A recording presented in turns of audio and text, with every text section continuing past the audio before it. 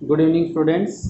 आज अपने respiratory system में जो नेक्स्ट पार्ट था उसका डिस्कशन करेंगे। रेस्पिरेटरी सिस्टम में आप लोगों ने डिस्कशन कर लिया था कि रेस्पिरेशन में सबसे पहले आप लोगों ने नोस्ट्रिल की बात की थी, फिर नेजल चैम्बर की बात की थी, उसके बाद इंटरनल नेरिस की बात की थी, उसके बाद नेजोफेरिंग्स, फिर आप लोगों ने बात की एपिग्लोटिस की, ग्लोटिस की और इवन लैरिंग्स पार्ट का डिस्कशन अपने कर लिया था। फिर ट्रेकिया का भी डिस्कशन हो गया था अपना। अब अपने जो मेन ट्रेकिया के बाद में आप लोगों ने ब्रोंकियल ट्री और रेस्पिरेटरी ट्री जो है वो पार्ट हो गए थे सारे के सारे। आज अपने जो नेक्स्ट पार्ट है रेस्पिरेशन के अंदर वो मेन रेस्पिरेटरी ऑर्गन या लंग्स की बात जो है वो अपने करने वाले हैं। लंग्स जो है उनकी बात करेंगे। ये मेन रेस्पिरेटरी ऑर्गन है बेटा, रेस्पिरेटरी ऑर्गन। ये जो मेन रेस्पिरेटरी ऑर्गन लंग्स जो है, इन लंग्स की बात कर लेते हैं। तो सबसे पहला तो ये क्वेश्चन कि इनका ओरिजिन जो है वो किससे होता है बेटा? ओरिजिन है इनका एंडोडर्मल। दूसरा इसकी यूनिट जो है वो कौन सी होती है बेटा? एल्वोली जो है वो लंग्स की यूनिट है। तीसरा पॉइंट अपने बात करें इन लंग्स से रिलेटेड कि ये एल्वोली जो है, इन एल्वोलीज की नंबर जो है वो कितनी है। तो बात कर लेते हैं इन एल्वोलीज की नंबर की। तो लगभग ये कह रहा है कि in both lungs approx 300 million alveoli are present. यानी अप्रोक्स दोनों लंग्स के अंदर बात करें आप 300 मिलियन एल्वोली जो है वो अपने को मिल रही है। और ये जो एल्वोली है उनका मेन फंक्शन जो है वो भी कई बार पूछ लेता है। Alveoli increase surface area for gas exchange. Gases के एक्सचेंज के लिए सरफेस एरिया को इंक्रीज करने का काम जो है वो कर रही है। और जो टोटल सरफेस एरिया जो होता है एल्वोली का वो अप्रोक्स 100 मीटर स्क्वायर होता है। टोटल सरफेस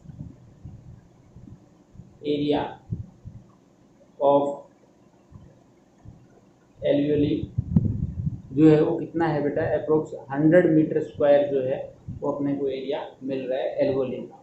ठीक है, तो ये कुछ एल्वोली की मेन बातें जो है आ रही है। उसके बाद अपने बात मेन वही चल रही थी कि जो मेन रेस्पिरेटरी ऑर्गन जो लंग्स है उन लंग्स से रिलेटेड बात कर लेते हैं। तो लंग्स की यूनिट हो गई अपने एल्वोली, और एल्वोली का डिटेल भी अपने यहाँ आ गया। और लंग्स जो है उनका ओरिजिन किससे होता है बेटा? एंडोडर्मल जो है उससे हो रहा है। और फिर ये कह रहा है लंग्स जो है, लंग्स हैव नो कैविटीज। यानी लंग्स के अंदर किसी भी टाइप की कैविटी नहीं होती है। It means they are solid. क्योंकि इनके बीच में कोई कैविटी नहीं होती इसलिए कैसे हो गए बेटा? सॉलिड हो गए। और साथ में ये स्पॉन्जी भी होते हैं। आप लोग बोलोगे कि सर दोनों कैसे? क्योंकि बीच में कैविटी नहीं है इसलिए इनको सॉलिड बोलते हैं। और स्पॉन्जी क्योंकि इनके बीच में क्या है? एयर स्पेस प्रेजेंट होता है। एयर एल्वोली के अंदर एयर स्पेस प्रेजेंट है इसलिए कैसे हो गए बेटा? ये स्पॉन्जी भी होते हैं। तो ये लंग्स जो है उनका कुछ डिटेल अपने आगे बात करेंगे। इसके डायग्राम के जो डायग्राम है लंग्स का वो किस टाइप की स्ट्रक्चर अपने को मिलने वाली है। तो एक बार इसका स्क्रीनशॉट लें फिर अपने डायग्राम डिस्कशन करेंगे। देखो बेटा, लंग्स की बात करें आप लोग तो ह्यूमन बीइंग्स के अंदर जो रेस्पिरेटरी सिस्टम है, मैंने कुछ इसका आउटलाइन डायग्राम जो है वो ड्रॉ करने की कोशिश की है। इसके अंदर ये पार्ट अपने को मिल रहा है एपिग्लोटिस का। एपिग्लोटिस ये पार्ट जो है वो ग्लोटिस बोल सकते हैं आप लोग, ग्लोटिस। ये अपने ट्रेकिया पार्ट है, और ये इसके अंदर आपको सी शेप्ड कार्टिलेज रिंग। ठीक है, इसके अलावा बात करें, ये आपके आती है प्राइमरी ब्रोंकियो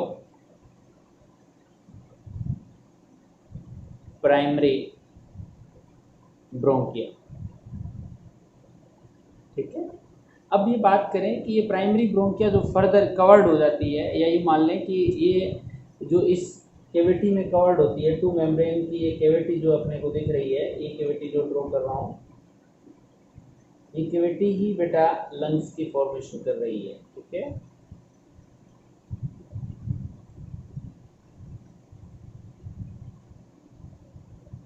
ईच लंग जो है वो टू मेम्ब्रेन से सराउंडेड होता है बेटा। इन मेम्ब्रेन्स को आप बोलते हैं प्लूरा। क्या बोलते हैं बेटा? प्लूरा। ठीक है, ये देखो प्लूरा जो है, इसमें भी अपने को ये आउटर प्लूरा है, आउटर, और ये जो प्लूरा है वो कैसी है बेटा? इनर प्लूरा है।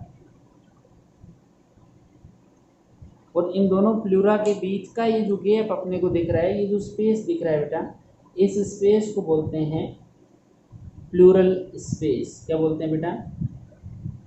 इसको बोलते हैं प्लूरल स्पेस। और इस प्लूरल स्पेस के अंदर अपने को जो लिक्विड मिलता है, इसको बोलते हैं प्लूरल फ्लूइड। क्या बोलते हैं? Pleural fluid.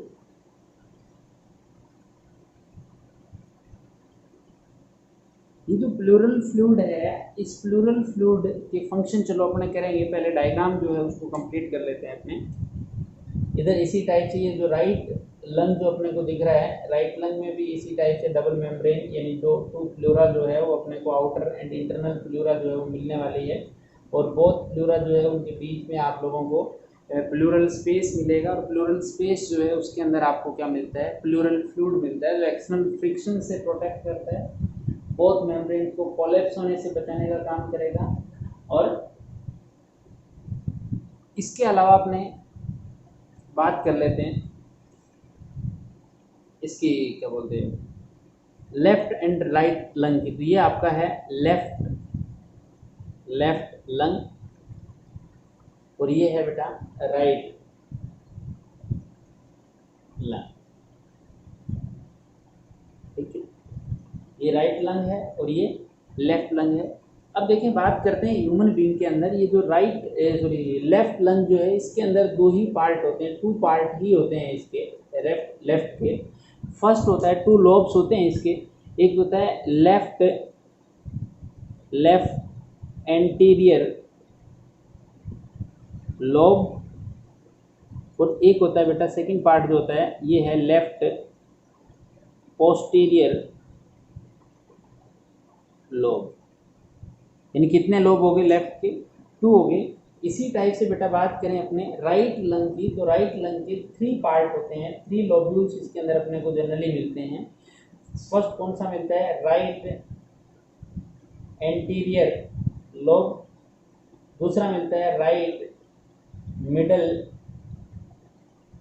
लोब। और तीसरा मिलता है अपने को राइट पोस्टीरियर लोब। देखो मैं शॉर्ट में लिख रहा हूँ, एंटीरियर को ए से, पोस्टीरियर को पी से, एल फॉर लोब, यानी मिडल वाला जो है इसके अंदर एक्स्ट्रा आ जाता है। यानी राइट लंग के अंदर 3 लोब्यूल्स मिलेंगे, जबकि लेफ्ट लंग जो है उसके अंदर आप लोगों को 2 लोब्यूल्स मिलेंगे। इसी लेफ्ट लंग में आप लोग देख रहे होंगे, ये अपने को कैविटी या नोच लाइक स्ट्रक्चर मिल रही है। इस नोच लाइक स्ट्रक्चर को बोलते हैं बेटा कार्डियक नोच। क्या बोलते हैं? मैं इधर ही लिखता हूँ इसका नेम, कार्डियक नोच। ये कार्डियक नोच जो है, इस कार्डियक नोच के अंदर अपने को जो स्ट्रक्चर मिलती है वो है हार्ट, यानी कार्डियम जो है वो अपने को मिल रहा है इस टाइप से।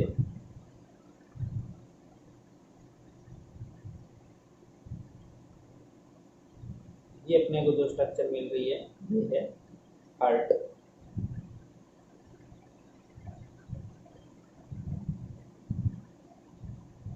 कार्डियक नोच के अंदर हार्ट मिलेगा। अब ये कह रहा है कि ये जो प्लूरा है, यानी सॉरी लंग्स जो है, लंग्स जो है वो लोअर साइड से जो स्ट्रक्चर से कवर्ड होते हैं उस स्ट्रक्चर को आप लोग बोलते हैं डायफ्राम।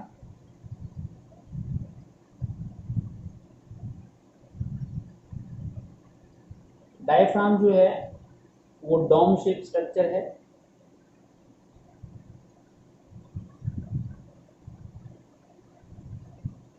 ये जो स्ट्रक्चर है बेटा इसको नेम दे रहे हैं डायफ्राम।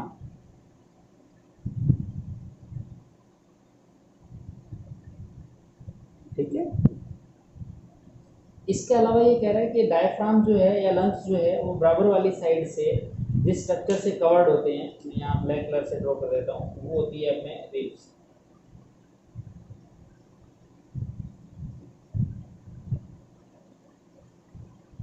थोड़ा सा उसको नजदीक ले आते हैं।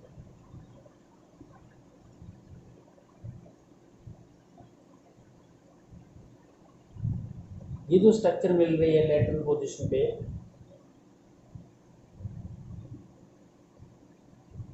इन स्ट्रक्चर्स को बोलते हैं रिब्स।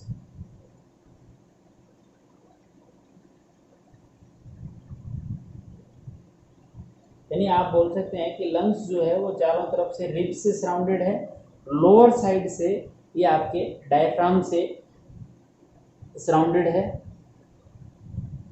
रिब्स। ठीक है। तो इस टाइप की जो स्ट्रक्चर है वो अपने को लंग्स की मिल रही है। इस लंग्स के अंदर आप बात कर रहे हैं, ये प्राइमरी वाली फर्दर सेकेंडरी के अंदर, सेकेंडरी वाली फिर से टर्सरी के अंदर इस टाइप से डिवाइड हो जाएगी, और टर्सरी वाली फर्दर रेस्पिरेटरी और आप सॉरी ब्रोंकियोल और रेस्पिरेटरी ट्री के अंदर जाएगी, और लास्ट में जाकर इस टाइप से एल्वोली जो है उनकी फॉर्मेशन हो जाएगी। मैं डायरेक्टली एल्वोली को ड्रॉ कर रहा हूँ, इतना ज़्यादा बड़ा डायग्राम जो है वो अपने यहाँ नहीं ड्रॉ कर रहे। ये मैंने ऑलरेडी आप लोगों को बता दिया था कि किस टाइप से इसमें डिवाइडेशन होगा, किस टाइप से प्राइमरी सेकेंडरी टर्सरी इनकी फॉर्मेशन होगी। अपने तो यहाँ सिर्फ नेम लिख देते हैं कि ये क्या है बेटा, एल्वोली है।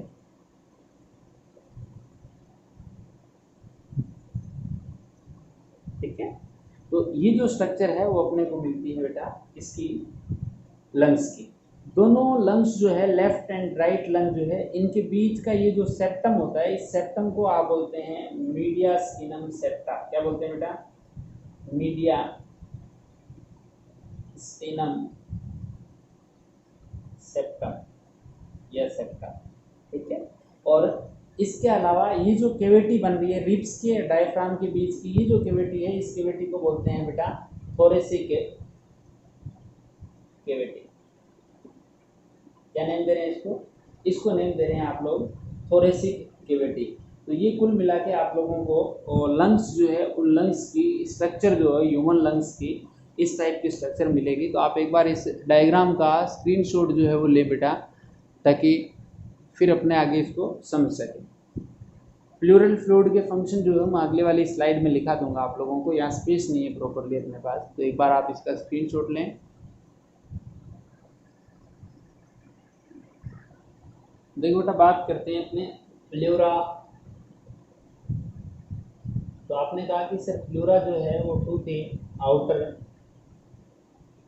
And inner.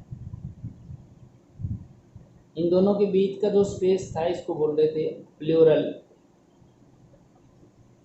स्पेस। ये जो प्लूरल स्पेस जो है, इस प्लूरल स्पेस के अंदर अपने को मिल रहा था प्लूरल फ्लूइड। इस प्लूरल फ्लूइड की बात करें तो 150 ml जो है इसका वॉल्यूम होता है इस प्लूरल फ्लूइड का। और ये प्लूरल फ्लूइड जो 150 ml जो है, ये प्लूरल फ्लूइड फंक्शन क्या करेगा, तो जनरली इसके इस प्लूरल फ्लूइड के जो फंक्शन है वो 3 फंक्शन अपने कंसीडर करते हैं। ठीक है। फर्स्ट फंक्शन अपने लिखते हैं इधर, ये अपने को it protect lungs from external force। External force से प्रोटेक्ट करने का काम करेगा। क्यों करेगा, ये कह रहा है कि ये जो है वो शॉक एब्जॉर्बर होता है, शॉक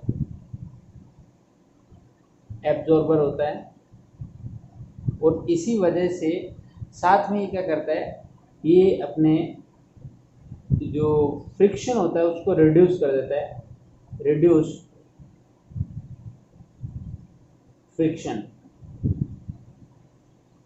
तो फोर्स लगता है, फ्रिक्शन लगे, कोई धक्का लगे, उसको क्या कर देगा बेटा, कम कर देगा। तो ये प्लूरल फ्लूइड जो है, उस प्लूरल फ्लूइड के ये 3 फंक्शन हो गए। एक फंक्शन आप लिखना चाहें तो ये भी लिख सकते हैं,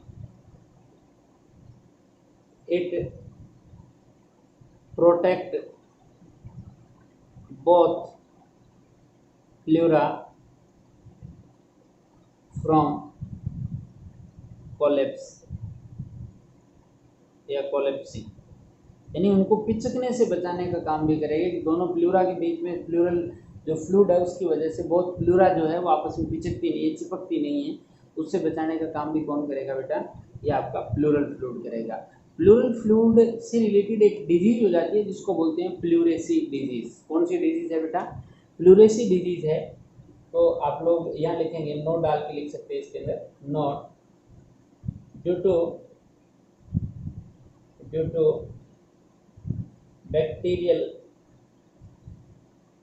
बैक्टीरियल इन्फेक्शन, यानी बैक्टीरिया का जब कोई इन्फेक्शन हो जाता है तो उस कंडीशन में ये जो प्लूरल फ्लूइड है, वॉल्यूम ऑफ प्लूरल फ्लूइड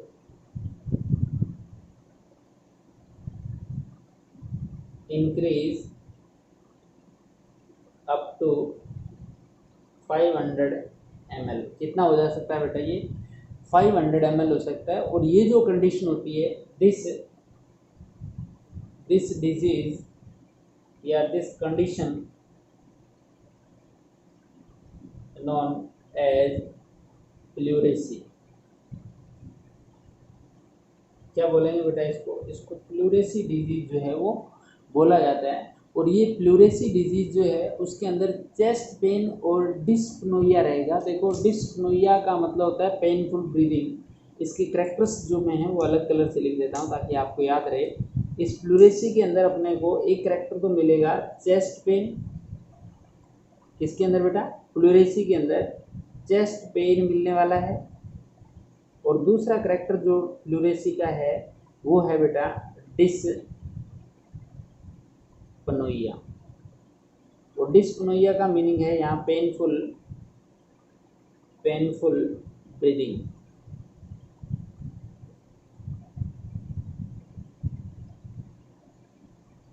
ठीक है ना। तो ये आपको प्लूरेसी डिजीज के सिम्टम्स मिलने वाले हैं। और प्लूरेसी डिजीज किसकी वजह से होगा, ड्यू टू द इन्फेक्शन, और we can say due to the bacterial infection the volume of pleural fluid increase up to 500 ml। This condition is known as pleurisy disease. In this disease chest pain and dyspnoea occurs. ठीक है। तो ये आपके pleural fluid का और lungs का जो detail है बेटा वो कंप्लीट होता है। अब अपने जो बात करेंगे वो करेंगे रेस्पिरेटरी बॉक्स की। तो एक बार आप इसका स्क्रीनशॉट लें, फिर अपने नेक्स्ट पॉइंट लेंगे रेस्पिरेटरी बॉक्स। नेक्स्ट लेके चल रहे हैं बेटा थोरेसिक कैविटी, और we can say thoracic chamber, और we can say respiratory box. Respiratory box, ये इसी को बोल देते हैं थोरेसिक कैविटी, या इसी को बोल देते हैं थोरेसिक चैम्बर। ठीक है। तो रेस्पिरेटरी बॉक्स, थोरेसिक कैविटी और थोरेसिक चैम्बर की जो बात है, इनका जो डिस्कशन है वो अपने कर लेते हैं। ये कह रहा है कि ये आपके इस टाइप से जो टोटल रेस्पिरेटरी बॉक्स जो है उसका डायग्राम मैं ड्रॉ कर देता हूँ। इस रेस्पिरेटरी बॉक्स में आप लोगों को कुल मिला के 4 कंडीशंस जो है वो मिल रही है। 4 कंडीशन जो है वो कौन सी मिलेगी,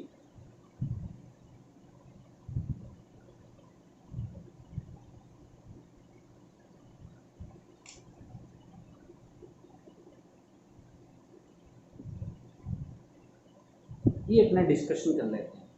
ये कह रहा है कि इस रेस्पिरेटरी बॉक्स में ये मान लो आपका नेक वाला एरिया है, सपोज दैट ये एरिया नेक वाला एरिया है, ठीक है ना। तो इस एरिया को आप बोलते हैं एंटीरियर एंड। कौन सा एंड बोलते हैं बेटा इसको? इस सरफेस को आप बोलते हैं एंटीरियर सरफेस। क्या बोलेंगे बेटा इसको? ये है एंटीरियर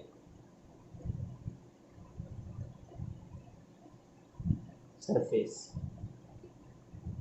और जो एंटीरियर सरफेस है, इस एंटीरियर सरफेस पे आप लोगों को जनरली जो सराउंडेड होगा या जो थोरेसिक बॉक्स जो है वो क्लोज जो होगा, क्लोज करने का काम करती है इसको क्लेविकल बोन, क्लेविकल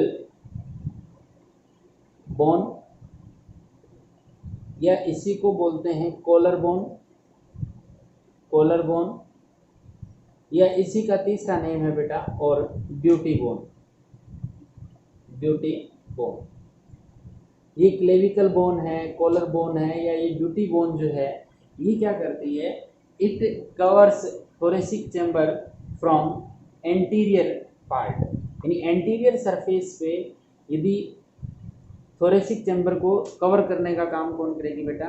ये आपके क्लेविकल या कॉलर बोन या ब्यूटी बोन जो है वो अपने इसको बोलते हैं। ये सरफेस जो आपको दिख रही है, इस सरफेस को आप बोलते हैं पोस्टीरियर सरफेस,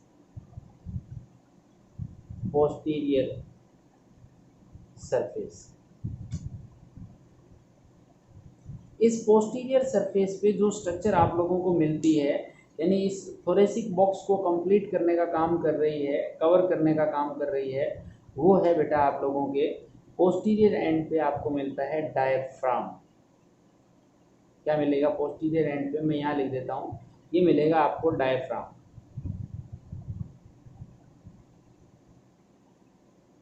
ठीक है। तीसरे नंबर पे बात करते हैं आप लोग कि इसकी डोर्सल सरफेस जो होती है। देखो डोर्सल सरफेस का मीनिंग है कि इसके बैक साइड की जो सरफेस है उसकी बात करते हैं।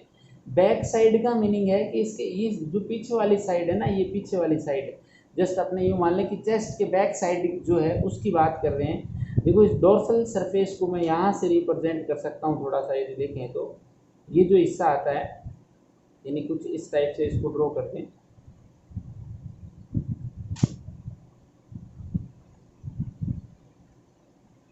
ये जो है ये आपके है डोर्सल सरफेस, डोर्सल सरफेस।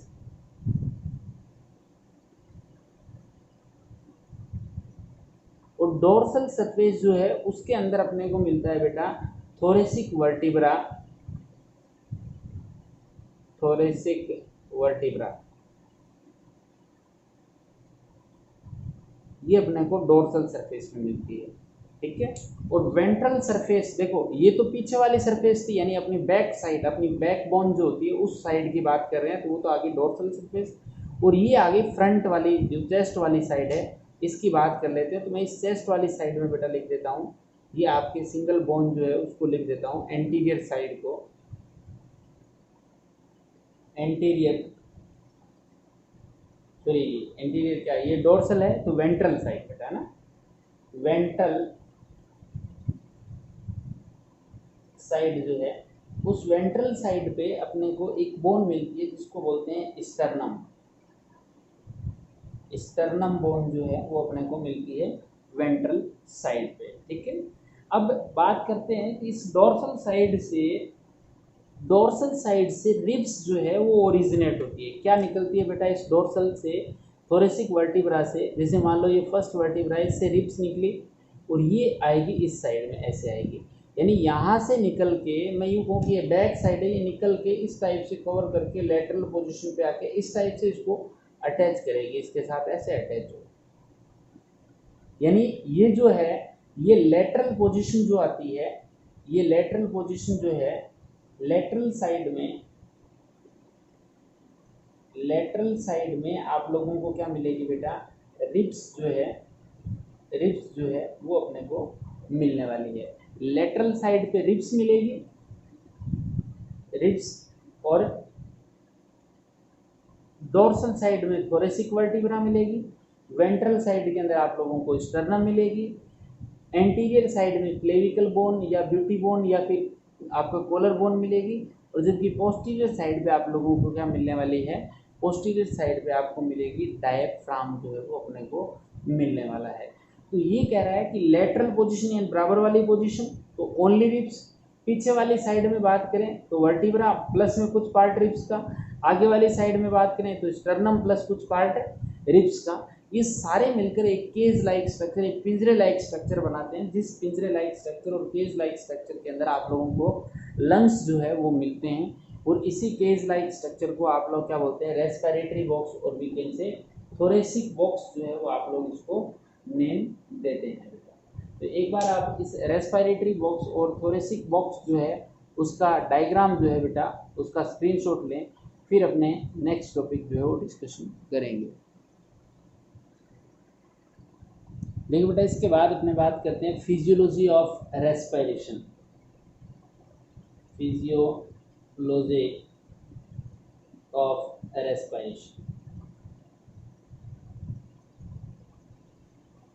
देखो फिजियोलॉजी ऑफ रेस्पिरेशन में बात करें आप लोग तो यहाँ टू टाइप का रेस्पिरेशन जो है जनरली ये टू टाइप्स की ब्रीदिंग जो है उसका डिस्कशन जो है वो अपने कर रहे हैं। चलो पहले सबसे पहले देखते हैं फिजियोलॉजी ऑफ रेस्पिरेशन के अंदर आप लोग 3 पॉइंट से या 3 जो पॉइंट है उनका डिस्कशन करेंगे, जिसमें फर्स्ट पॉइंट जो है उसको बोलते हैं आप वेंटिलेशन, वेंटिलेशन या फिर इसी को बोलते हैं ब्रीदिंग। सेकेंड पॉइंट जो डिस्कशन करेंगे वो करेंगे transport, transport and exchange of gases, और थर्ड पॉइंट जो डिस्कशन करेंगे वो अपने करेंगे बेटा वो करेंगे सेलुलर रेस्पिरेशन, सेलुलर रेस्पिरेशन या फिर एटीपी प्रोडक्शन।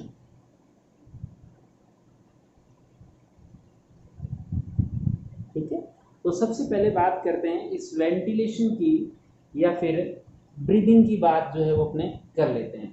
इस वेंटिलेशन और ब्रीदिंग में सबसे पहले अपने बात करते हैं कि वेंटिलेशन और ब्रीदिंग जो है वो ब्रॉडली 2 टाइप की हो सकती है। मैं यहाँ लिख रहा हूँ बेटा इधर 2 टाइप की हो सकती है। फर्स्ट जो है उसको आप बोल सकते हैं negative pressure breathing, negative pressure breathing,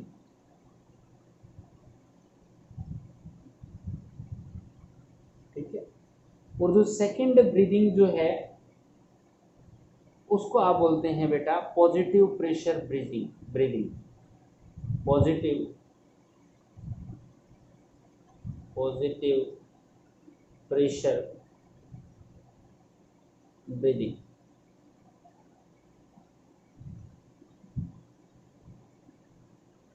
negative pressure breathing and second one है आपकी बेटा पॉजिटिव प्रेशर ब्रीदिंग। देखो नेगेटिव प्रेशर और पॉजिटिव प्रेशर की बात कर लेते हैं, थोड़ा सा डिस्कशन कर रहे हैं। ये कह रहा है कि ये जो नेगेटिव प्रेशर ब्रीदिंग जो है ये आपको मिलती है जनरली मैमल्स के अंदर। मैमल्स जो है उन मैमल्स के लंग्स जो है उनके अंदर एक टाइप से सक्शन पंप काम करता है, सक्शन पंप जो है वो वर्क करता है। और इसी सक्शन पंप में होता क्या है कि जो आउटसाइड की जो प्रेशर जो है या इंटरनल प्रेशर ऑफ लंग्स जो है वो डिक्रीज हो जाएगा। और जैसे ही लंग्स का प्रेशर डिक्रीज हो जाएगा फ्रॉम एटीएम, एटमॉस्फेरिक प्रेशर जो है उस एटीएम से, या एटमॉस्फेरिक में लिख देता हूँ बेटा यहाँ पे आप कंफ्यूज हो गए, एटमोस्फेरिक प्रेशर।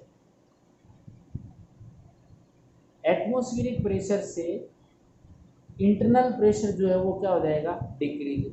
और जैसे इंटरनल प्रेशर डिक्रीज हो जाएगा उस कंडीशन के अंदर एक्सटर्नल जो एयर जो है वो क्या हो जाएगी, इनहेल हो जाएगी। और वी कैन से कि जो आपके इंस्पायरेशन की प्रोसेस हो जाएगी, यानी इनहेलेशन हेल इनटू लंग्स, यानी बाहर वाली एयर जो है, क्योंकि देखो दो कंडीशन आती है कि ये एटमॉस्फेयर है और ये सपोज दैट आपके लंग्स है, दोनों साइड में लंग्स जो है इन दोनों का प्रेशर इक्वल है तो गैस का एक्सचेंज पॉसिबल नहीं है। बट जैसे मैं यूँ कहूँ कि यहाँ का प्रेशर डिक्रीज हो जाए तो ये एयर अंदर आ सकती है कि नहीं आ सकती, तो एटमॉस्फेरिक सॉरी लंग्स का प्रेशर क्या है बेटा, डिक्रीज हो जाता है, जिसको सक्शन प्रेशर बोलते हैं, क्योंकि डिक्रीज होगा तो बाहर से एयर को खींचेगा, मतलब इसको बोलते हैं सक्शन प्रेशर। तो ये कंडीशन जो है जनरली आप लोगों को मैमल्स के अंदर मिलती है, या फिर आप बोल सकते हैं कि बर्ड्स के अंदर जो है भी अपने को ऐसा मिल रहा है, ठीक है ना। तो लंग्स जो है किसके, मैमल्स के, बर्ड्स के अंदर, उसके अंदर आपको वो नेगेटिव प्रेशर ब्रीदिंग मिलने वाली है। और इनमें से भी बात करें आप लोग ह्यूमन और बर्ड्स के लंग्स में, तो बर्ड्स के लंग्स जो है बेटा ज़्यादा एफिशिएंट होते हैं, मोर एफिशिएंट होते हैं, क्योंकि उनके बीच में आप लोगों को फ्री स्पेस मिलता है, और जो फ्री स्पेस होता है वो उसको हेल्पफुल होता है फ्लाइट से रिलेटेड, ठीक है ना। दूसरा आता है आपका पॉजिटिव प्रेशर ब्रीदिंग। और पॉजिटिव प्रेशर ब्रीदिंग को ये जो है इसको आप लोग फोर्सफुली ब्रीदिंग भी बोल सकते हैं। क्या बोल सकते हैं बेटा, इसको बोल सकते हो फोर्सफुली ब्रीदिंग या forcefully inhalation of air into lungs. Forcefully inhalation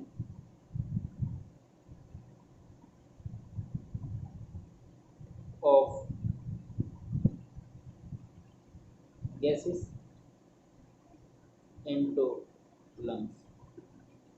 lungs के अंदर बाहर वाली एयर को फोर्सफुली क्या कर लेता है बेटा, इनहेलेंट किया जाता है। और ये कंडीशन आप लोगों को किसके अंदर मिलती है, एग्जाम्पल याद रखें, फ्रॉग के अंदर, मेंढक के अंदर ऐसे मिलती है। मेंढक क्या करता है कि बाहर वाली एयर को बक्कोफेरेंजियल कैविटी में डाल लेगा, इनहेल कर लेगा, और फिर माउथ को क्या कर लेता है बेटा, नोस्ट्रिल एंड माउथ को क्या कर लेता है, बंद कर लेता है, ताकि वो अंदर वाली एयर जो धीरे धीरे कहाँ तक पहुँचे, लंग्स तक पहुँचे। तो आपको सिर्फ याद रखना है कि फ्रॉग के अंदर पॉजिटिव प्रेशर ब्रीदिंग मिलती है, ह्यूमन बींग्स एंड बर्ड्स के अंदर आपको नेगेटिव प्रेशर ब्रीदिंग मिलती है। अपने जो डिस्कशन करेंगे वो नेगेटिव प्रेशर ब्रीदिंग का ही करने वाले हैं। क्यों करने वाले हैं ये आप लोगों को पता है, क्योंकि ह्यूमन बींग किसमें आ रहा है, मैमल्स के अंदर आ रहा है। अपने फिजियोलॉजी किसकी दी हुई है, ह्यूमन की दे रखी है। तो अपने ह्यूमन की फिजियोलॉजी के अंदर नेगेटिव प्रेशर जो ब्रीदिंग है उसी का डिस्कशन करेंगे। तो एक बार बेटा आप इसका स्क्रीनशॉट लें। बेटा इस वेंटिलेशन या ब्रीदिंग की आप लोग बात कर रहे थे, अभी फर्स्ट पॉइंट की डिस्कशन कर रहे थे, जिसमें आप लोगों ने बोला कि इसको ब्रॉडली आप 2 टाइप्स में डिवाइड कर सकते हैं, नेगेटिव प्रेशर और दूसरा लिखा था आपने पॉजिटिव प्रेशर। बट इसके अलावा जो अपने एनसीईआरटी में दिया हो उसकी बात करते हैं आप लोग। तो वेंटिलेशन जो है या फिर ब्रीदिंग जिसको बोल रहे हैं, ये होती क्या है। तो सबसे पहला पॉइंट तो ये है कि इसकी डेफिनेशन जो अपने को आनी चाहिए। तो ये कह रहा है कि इनहेलेशन या inhaling of air into lungs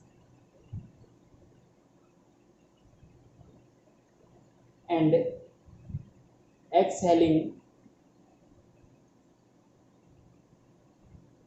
exhaling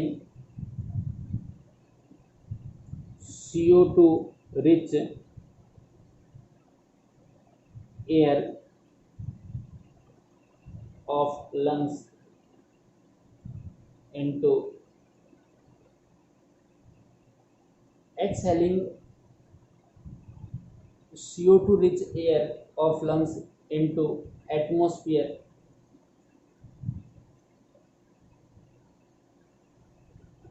is known as ventilation or breathing। सीधी सी मीनिंग में आप लोग बोल दें कि सर हम जो सांस लेते हैं यानी इनहेल कर रहे हैं वो तो है इंस्पायरेशन, और जो सांस अपने छोड़ते हैं एयर को बाहर निकालते हैं वो है एक्सपायरेशन। तो इस इंस्पायरेशन और एक्सपायरेशन को मिला के ही आप क्या बोलते हैं, वेंटिलेशन या ब्रीदिंग बोलते हैं। या ये मान लें कि सांस को लेना और सांस को छोड़ना ही क्या है बेटा, वेंटिलेशन की प्रोसेस है। देखो इस वेंटिलेशन को समझने से रिलेटेड या ये मान लें कि ये जो वेंटिलेशन की प्रोसेस है ये इनवॉलेंट्री प्रोसेस है, और इस इनवॉलेंट्री प्रोसेस को समझने के लिए it is involuntary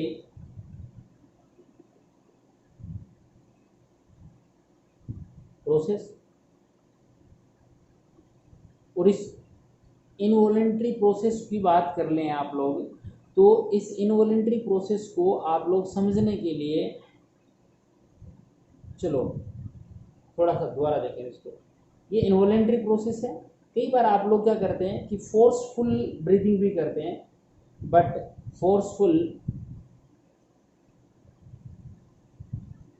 forceful breathing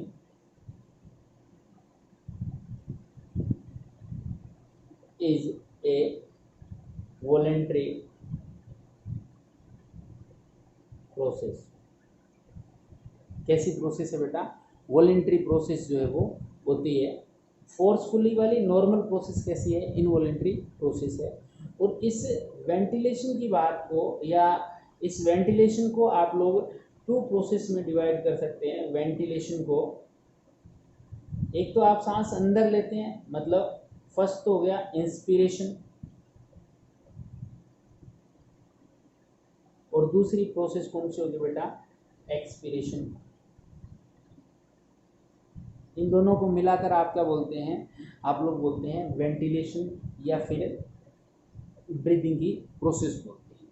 ठीक है, इसमें दो प्रोसेस को आप लोग इंक्लूड करेंगे।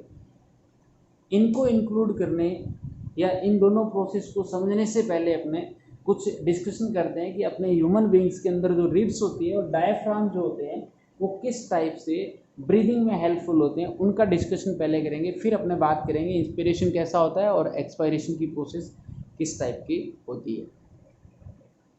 बेटा वीडियो बड़ा हो रहा है इसलिए आज के लिए अपने इतना ही करेंगे। नेक्स्ट वीडियो के अंदर आज इवनिंग में ही आप लोगों को दूसरा वीडियो मिल जाएगा 5 o'clock। यदि अपलोड हो गया तो 100% मैं कोशिश करूँगा अपलोड करके आपको शाम को 5 बजे वापस नोटिफिकेशन भी डाल दूंगा मैं व्हाट्सएप ग्रुप में, है ना। थैंक यू बेटा।